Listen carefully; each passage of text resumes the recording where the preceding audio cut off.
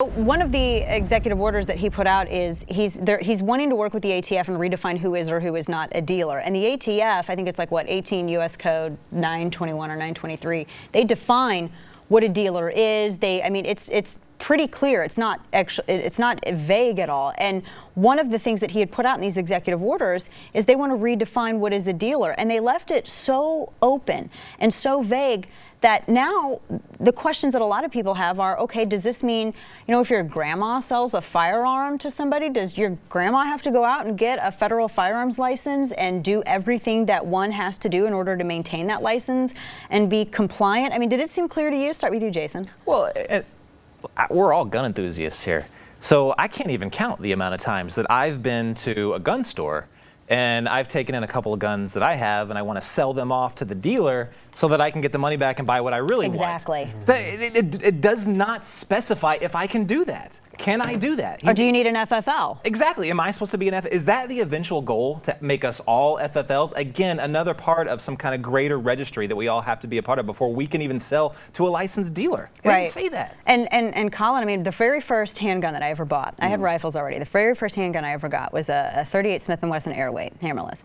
And I got it used. So somebody had sold that, just as Jason was saying, sold that in to the gun store that I went to, and I was able to get a really good deal on it. And now I'm thinking, okay, I mean, that means like millions of us are going to have to be FFLs. I call it, it's almost like an asset lock, so to speak. Yeah. Like you've pretty much taken something that I've essentially invested in, and now you're kind of telling me that I can no longer sell it, and I'm pretty much stuck with it for life.